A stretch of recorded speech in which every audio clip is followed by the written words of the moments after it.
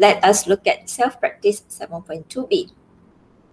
I gave you 2 questions only on this exercise. So let's look at question number 1 over here.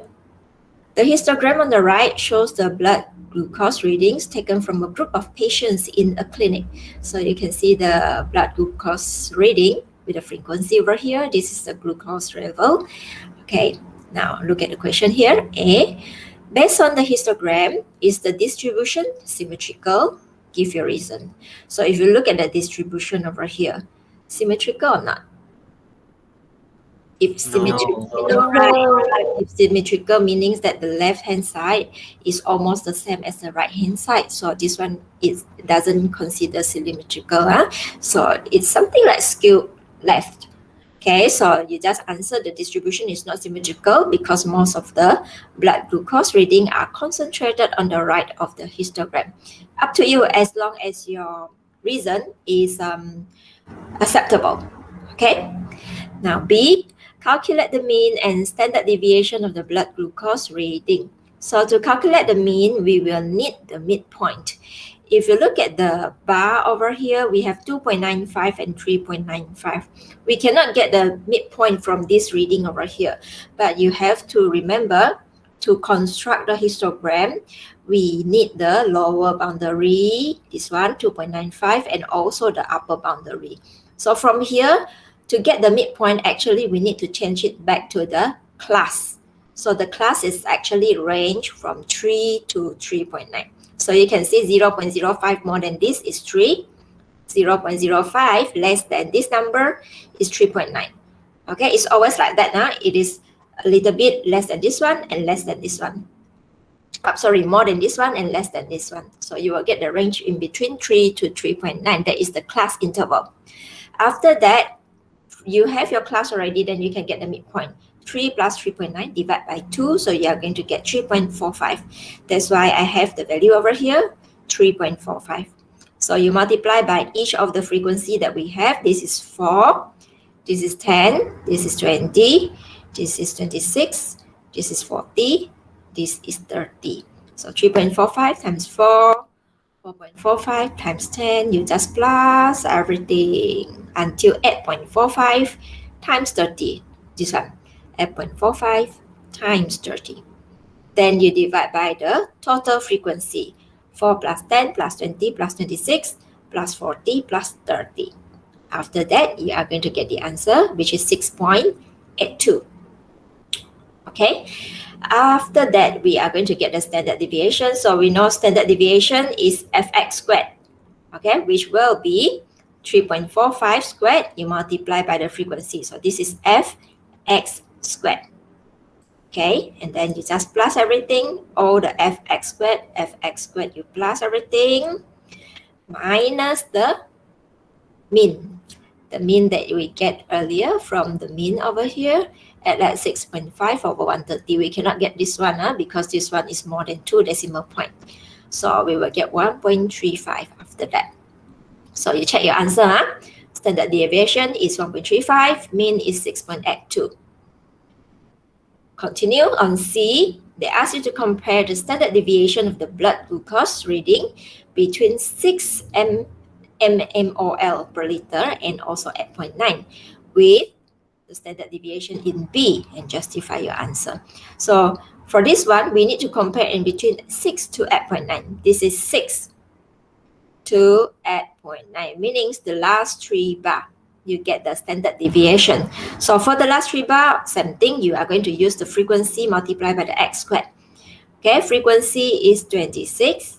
Multiplied by the x is 5.95 will be 6 plus 6.9 divided by 2. So it will be 6.45 squared. So you multiply and add up each of it. After that, you are going to deduct with the new mean. The new mean is the mean, the last 3 mean that you get. This plus this plus this, and you divide by 36 plus 40 plus 30. So you will get the new mean as 719.2 over 96. So you can see from here, 40 plus 30, 70. 70 plus 26, 96. Okay, and then you are going to get the new standard deviation is 0.76. So when they ask you to compare between the standard deviation with B, this is the standard deviation with B, 1.35. They ask you to compare these two and then justify your answer. So after the comparison, if you look at the comparison, the standard deviation that is lower, the value, the better, right? So the standard deviation of the blood glucose reading between 6 and 8.9 are lower. This one is lower because the dispersion of the data is smaller. Okay, because for this 3 bar only, when the dispersion is less, meanings you are going to get a better standard deviation. Do you have any question for this one? Madam, Yes? what do I say it is more consistent?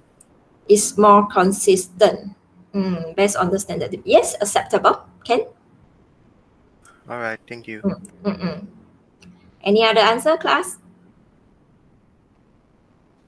No. No, huh? Okay, let us proceed to the next question here. Question number 2. Okay, the table below shows the result of statistical analysis for the price in RM of 10 kilogram of rice in supermarket P and supermarket Q. So we have the reading for P and Q over here. The number of data taken is 20 rice bags from each supermarket respectively. Okay, A. State the mean and range of the price of the rice in both supermarket. So I've written over here supermarket P and also supermarket Q. So to find the mean they already given it to you, which is 32. So both is 32. The range is the maximum value minus the minimum value. So 40 minus 26, we get a 14. Same with supermarket Q. They are both having the same value, so our range are both the same, 14. Okay, now B, the price distribution of the rice in which market is more symmetric. When they ask you about which one is more symmetric, then you can compare the mean and also the median first. So if you look at the mean for supermarket P is 32, median is also 32. But when we compare Q is 32, but the median is 34. So which one is more symmetric? It depends. The value that is closer to each other will be more symmetric. So this one is totally the same, meaning the P, supermarket P, is more symmetrical. Okay, so your answer will be the price distribution of the rice in supermarket P is more symmetrical because the value of the mean and median are the same. Okay, now we continue with C. Discuss about the median and interquartile range of the two data. So if you want to discuss the median is over here, and also the interquartile range. So you will need the third quartile and also the first quartile. Okay, we compare. The interquartile range is the third quartile minus the first quartile. So 34 minus 30, we will get a 4 here. For the Q supermarket will be 34 minus 32, so the interquartile range is 2. Okay, then they ask you to discuss about the mean and the range of the two data. Okay, from what I have over here, I draw it out so that you can see clearly, visually. This is the first quartile. I assume this is the first quartile, this is the median, and this is the third quartile for supermarket P. Okay, you can see here, supermarket P. First quartile, 30, and then the median is 32, third quartile is 34. So 30, 32, 34. Whereas for supermarket Q, we have 32, 34, 34. So it is something like this, 32, 34, 34. These two bars is the same height. Okay, when they have the same height, okay, you will know that from here, you just answer accordingly lah. The interquartile range of supermarket P is higher than supermarket Q.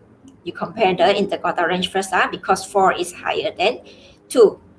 Okay, with its median lying in the middle. This one up to you whether you want to write or not. You don't want to write also can. Whereas the interquartile range for supermarket Q is more concentrated, where the median and the third quartile are the same over here. Okay, so if any other word that you were using, is there any other word that you are using? there are a few terms that you need to learn from this chapter so that you can use it frequently. Then you can explain it better, like the one that Aiman said just now, consistent and so on. Okay. Any other question, class? Madam, Yes. what if more evenly distributed?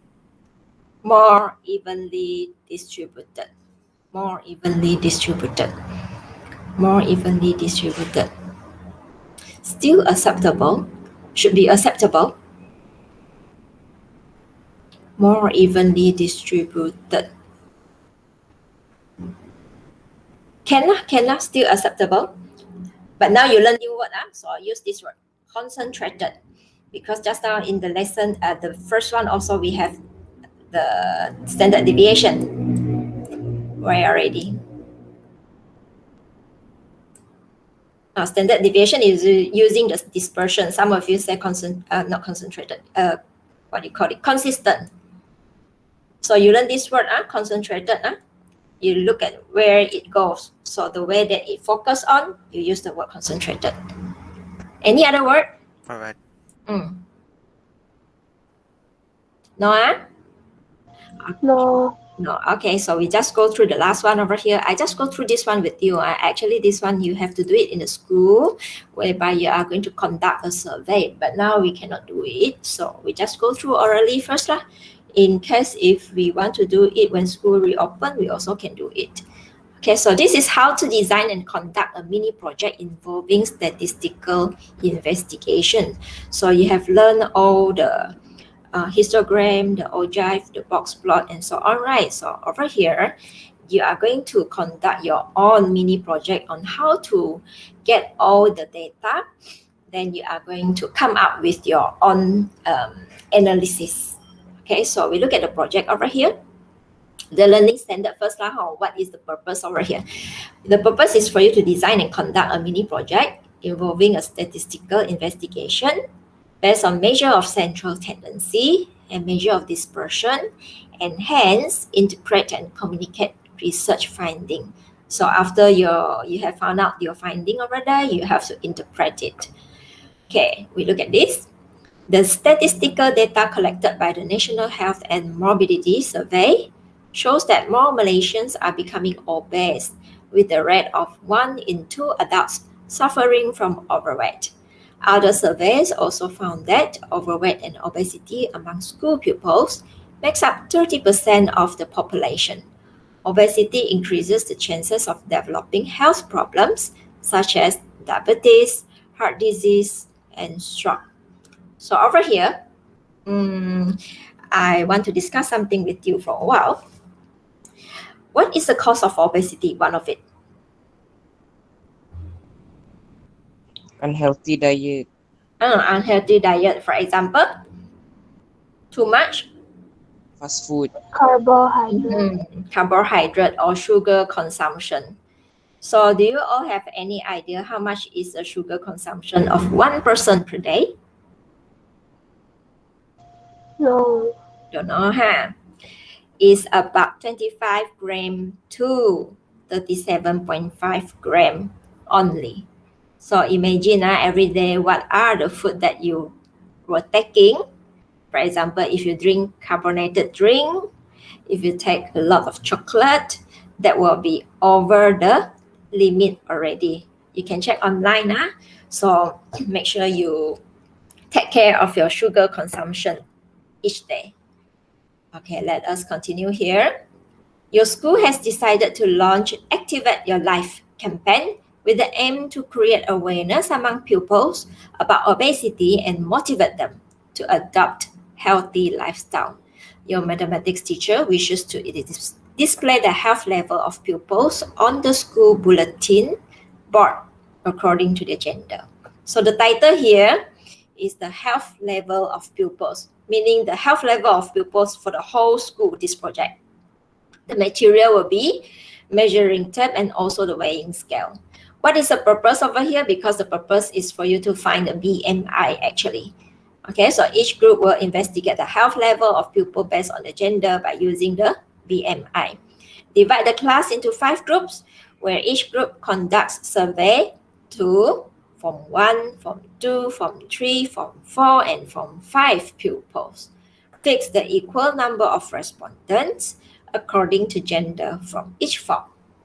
Okay, now imagine if you go and do the survey. So you will need all the, you need all of this. Okay.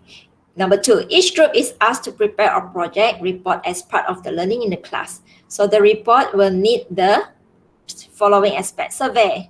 How do you conduct the survey? Okay, generate suitable questions such as gender, height, mass, and the number of hours spent in sports activity by the respondent within a week as part of the data collection process. So this one, we just discussed already over here. So example, what kind of survey can you do? You can just ask question, right? Yes. Yes. And then you can see, so this one is a survey. You survey their gender, their height, and the mass and the number of hours. So meaning there will be 4 things that you have to ask. B, data collection method. So you have to choose a collection method to obtain the data. Okay, what kind of collection method are you going to use? You can think of, for example, just go through the survey, right? You are going to give question A. You also can ask them to fill in the form digitally, or you can ask the monitor to gather the data for you so that you can collect all the data and then you organize it. Then C is the data organization method. So you are going to organize your data. You think of what kinds of data representation is most appropriate to represent it, like histogram, frequency polygon, or jive, or box plot. So you choose an appropriate one. Okay, for this one, they ask you to construct frequency table to organize your data and then choose an appropriate class interval. So over here, start from the beginning of this chapter, I have already shown you how to get the class interval. For example, if you collect all the data already and then you found out your BMI already, how are you going to choose an appropriate class interval? You are going to start from where? Do you still remember how do we choose the class interval? How are you going to draw? Minimum data. Not yet. The first thing, how are you going to get the class? How are you going to get the class? You remember in the beginning, we have raw data like that. We have a lot of data. So right now, for example, you have collect a lot of raw data like this. How are you going to make the class interval? The lowest value data. Yes, one of it is you find the lowest value. Another one? The largest data. Correct. For example, this one, if you get the highest value, after that, what do you do with it? Divide. Actually, you minus first, right? Oh yeah. Highest minus the lowest. How come I hear my own voice? Highest minus the lowest. After that, you divide by the number of class that you want. Do you still remember? Yeah. So you apply what you learn. After that, the graphical presentation. So you present your data using histogram, frequency polygon, and any other suitable data representation. Okay, after that, you analyze your data.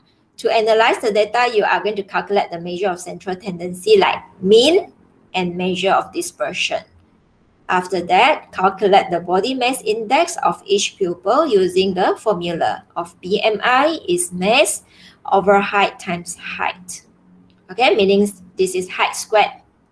Do you have your own mass right now? Yes. You know your own mass or not? Your weight? Yes. Yes.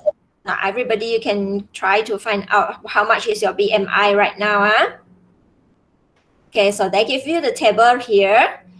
Age 13, If the BMI is less than or equal to 14.8, that is underweight. And then for age 14, a little bit higher lah. Age 15, getting a higher, 0.5 higher, 0.5 higher. Okay, until this one, or 0.4 higher, age 17. So if you have less than or equal to 16.8, meaning that you are underweight category. If your BMI is within this range, so now you are from 5, we are referring to 17 over here. Okay, if you are within this range, meaning that your weight is normal. If you are within this range, you are overweight. If it's greater than 28.6, means you are under obesity. Okay, but this one is for boy, yeah? The table below, this one is for girl. So you can see, for girl, from 5 students, normal is this one. It's a little bit different from the boys only. You can see this one 16.9, 16.4. And then obese will be greater than 29.3. Okay? So how many of you obesity here? Me. Who are you? Aiman. Oh, Aiman. Aiman, you need to do slow down, Aiman. Yes. Okay, so we go through the last part over here. After that, you have the description and also the conclusion. So you interpret your finding of the research. You make conclusion about the physical state of pupils according to the gender for each form. So you conclude either they are normal or they are under the category of obesity, underweight, or overweight. Okay, and then suggest a follow-up actions that need to be taken by the pupil who are underweight, overweight, and obese. Okay, number 3, write down your findings of the research on the cardboards and pass it on your school bulletin board. So you can see this is the whole process. From survey, you collect all the data. After that, you organize it, and then you present it in the graphical representations. After that, you analyze it. So after my explanation roughly over here, you understand what to do for this project?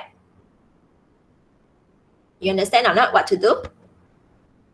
Yes. Yes. So shouldn't be a problem.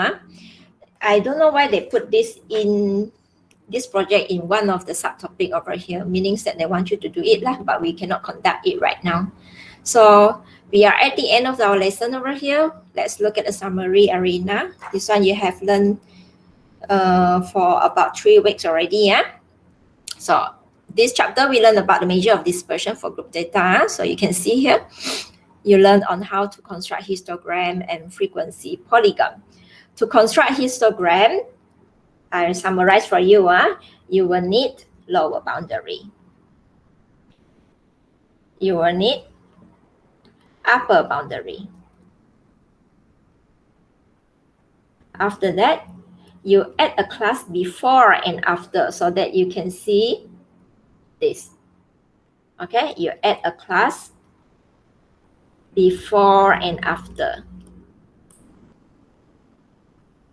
And then lastly, you find the midpoint because you need to construct the midpoint.